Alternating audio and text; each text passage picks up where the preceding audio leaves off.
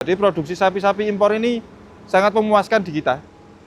Jadi bahkan di laktasi pertama kemarin setelah melahirkan, di 9 hari melahirkan itu susunya bisa menembus angka 32 liter.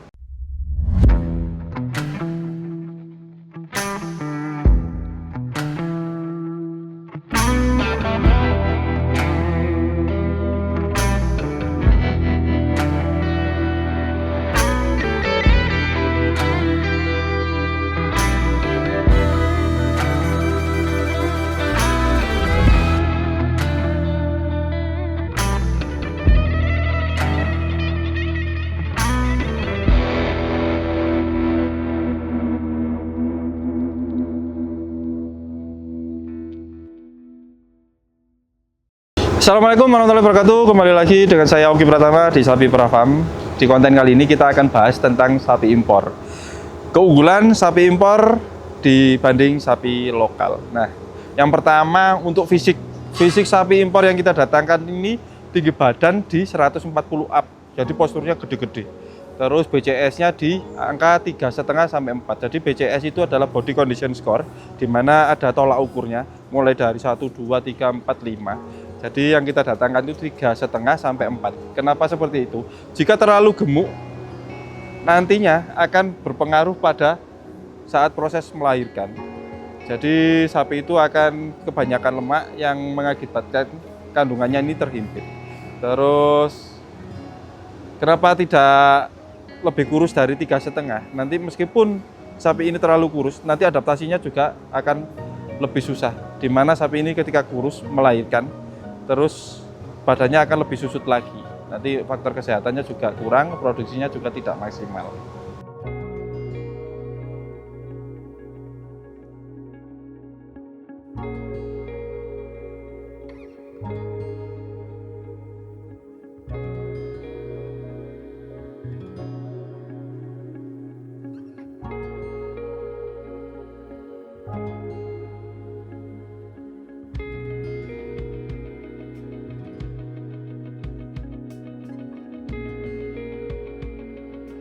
Nah, selain postur, dari segi kesehatan, mereka juga tahan banget dengan iklim yang ada di Indonesia, khususnya Jawa Timur.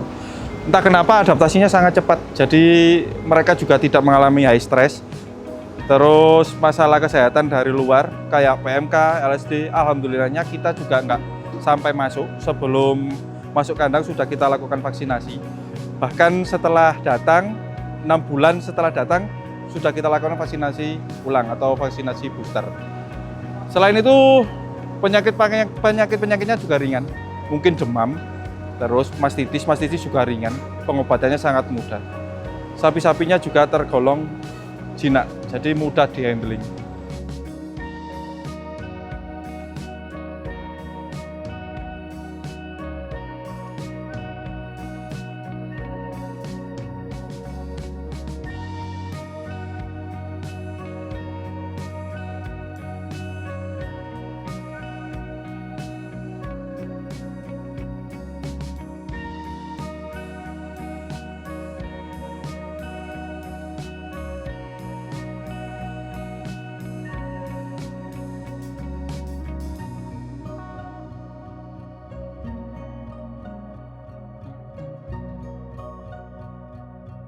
Faktor berikutnya tentang efisiensi pakan. Jadi sapi impor ini tergolong sapi yang sangat rakus.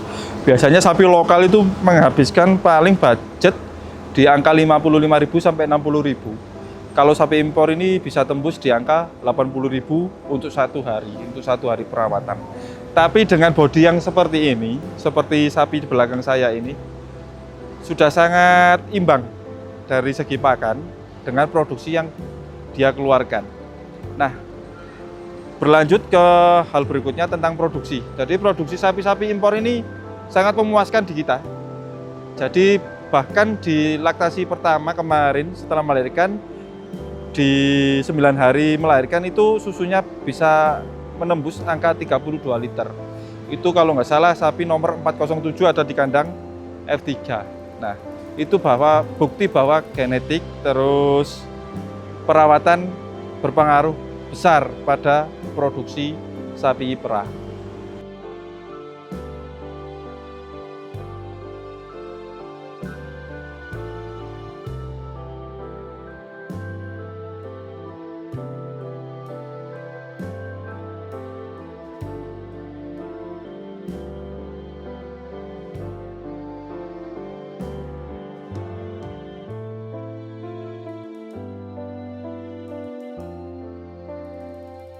Kita sudah berada di kandang sapi impor yang sudah berproduksi, yang saya sebutkan tadi bahwasanya produksinya bisa tembus 32 liter.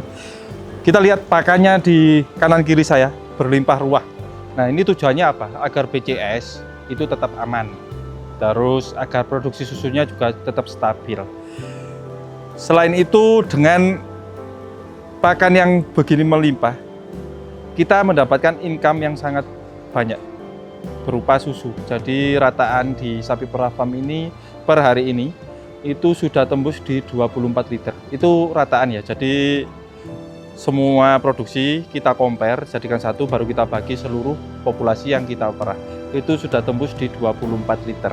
Dan untuk pakan kita hanya membutuhkan 8 sampai 10 liter. Jadi sisanya dari itu bisa masuk ke kantong kita atau bisa masuk ke kantong sapi perah farm.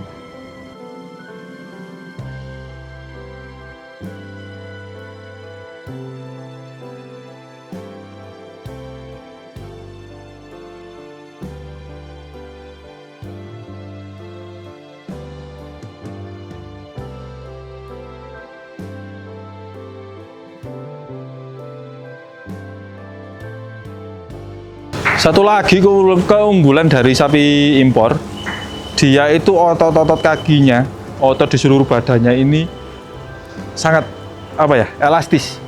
Ketika kita bilang sapi lokal mengalami slip atau bahasa Jawanya terpelengkang atau kepelengkang, jadi kaki belakangnya itu kayak katak gitu.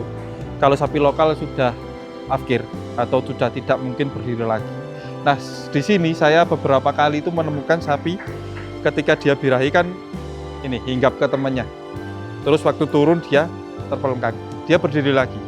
Nah, mungkin dari faktor mulai pedet dia dibebas liarkan, jadi otot-ototnya sangat elastis dan bisa menyesuaikan saat dia mengalami crash atau mengalami slip di dalam kandang.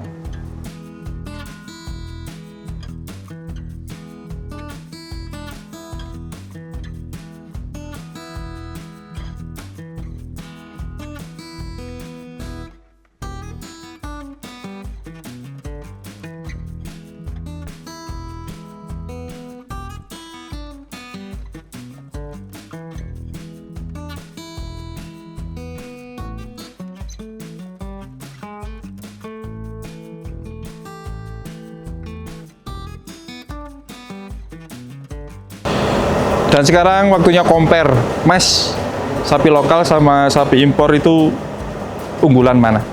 Kalau unggul jelas sapi impor. Seperti yang saya sebutkan tadi, keunggulannya banyak sekali. Mungkin kekurangannya di sapi impor ini hanya di harga. Harganya sangat mahal. Dan mendatangkannya ke kandang kita juga ada kuota. Jadi tidak boleh kurang dari 100 ekor kalau nggak salah. Nah, selain itu untuk produksi susunya juga lebih banyak di sapi impor. Entah faktor genetiknya di sana lebih baik, jadi proses perkawinannya juga nggak asal-asalan.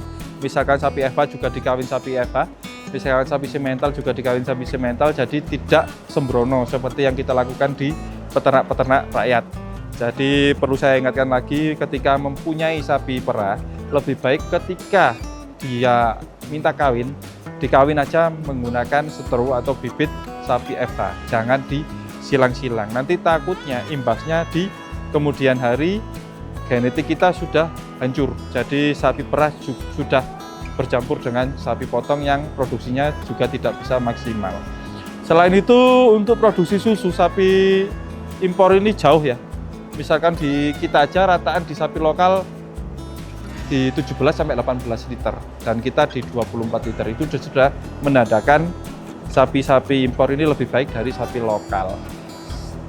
Di samping itu atau hal yang perlu diperhatikan soal kos, mungkin kos sapi impor ini lebih mahal karena pakan yang diperlukan lebih banyak, tapi susu yang kita dapat juga lebih banyak. Jadi keuntungannya untuk sapi lokal makannya sedikit tapi susunya segitu-gitu aja. Kalau sapi impor pakannya banyak, yang dikeluarkan juga banyak. Nah, untuk saran saya untuk sapi lokal, pemilihan bibit juga harus diperhatikan. Lebih baik ketika kita mempunyai riwayat dia IB-nya apa. Lebih baik lagi kalau dia tahu pejantannya dari sapi ini apa, terus induknya apa. Nah, itu saran-saran yang bisa saya berikan ke peternak di luar sana.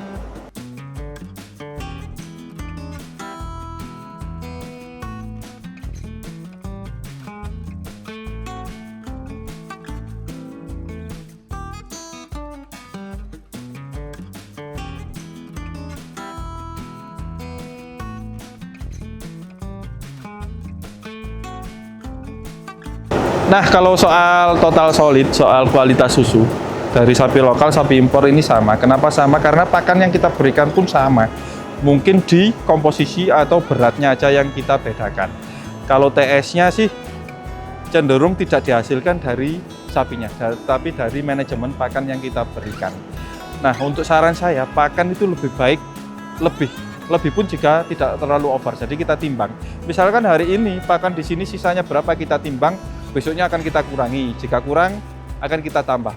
Begitu terus setiap harinya kita update pakan di Sapi Perah Farm. Tidak serta-merta, misalkan hari ini segini, besok segini. Jadi setiap hari ini pakan kita rubah untuk komposisinya, untuk beratnya, untuk berat per ekornya. Misalkan tebonnya sehari membutuhkan 45 sampai 55 kilo, untuk konsentrat membutuhkan 7 sampai 8 kilo. Itu kita rubah setiap harinya tergantung mereka ini konsumsinya gimana. Misalkan banyak sisa juga kita kurangi, misalkan kurang juga kita tambahi. Itu setiap hari kita update.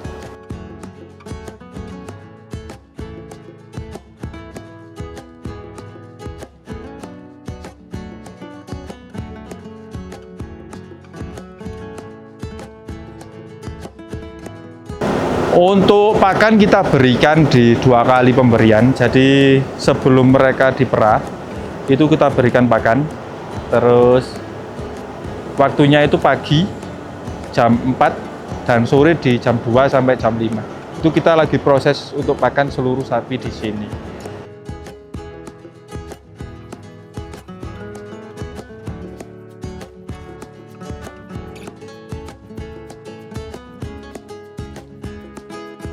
Untuk pemerahan, mungkin dari segi pakan sudah saya jelaskan di konten sebelumnya. Untuk pemerahan juga kita lakukan 2 kali. Kebetulan kita sudah membangun milking parlor.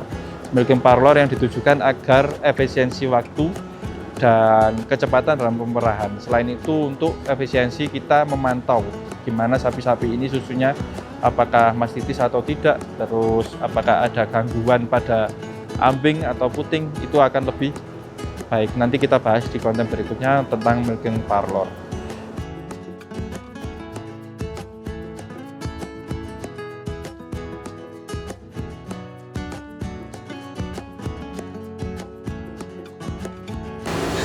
Hal berikutnya yang perlu diperhatikan dalam pemeliharaan sapi impor dan keunggulannya. Sapi impor ini tidak betah dengan kandang yang sempit. Jadi kandang di belakang saya ini kapasitasnya harusnya 60, tapi kita isi 48. Jadi biar ada space untuk dia istirahat. Karena ketika dia terlalu sempit, dia akan stres dan menyendiri, akhirnya nafsu makannya juga turun.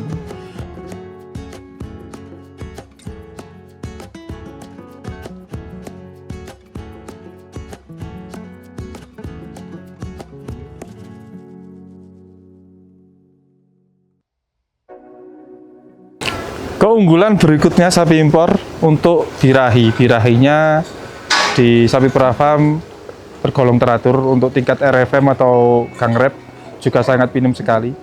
Dengan bukti sapi yang sudah kita punya ini, hampir 500 ekor untuk sapi impor, sudah 20% bunting lagi setelah melahirkan di bulan November dan Desember.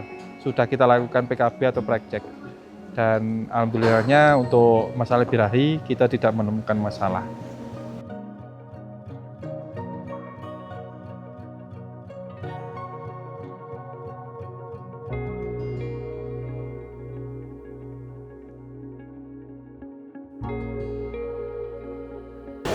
Nah, itu untuk keunggulan sapi-sapi impor yang kita datangkan. Mungkin perlu ditimbang lagi soal kelebihan dan kekurangan. Untuk kekurangannya mungkin hanya di harga saja. Untuk masalah-masalah yang lain mungkin sama dengan sapi lokal, tapi lebih ringkas di sapi impor karena dia Untuk penyakit-penyakit juga sangat minim sekali. Misalkan dia kena penyakit pun pengobatannya juga sangat mudah. Sekali atau 2 kali treatment juga sembuh. Nah, itulah konten kali ini tentang sapi impor. Semoga bermanfaat. Jangan lupa ikuti kami, like, komen. Nanti komen kita balas satu persatu. Sekian konten kali ini. Kita nantikan konten berikutnya tentang Milking Parlour. Assalamualaikum warahmatullahi wabarakatuh. Salam sejahtera untuk seluruh peternak Indonesia.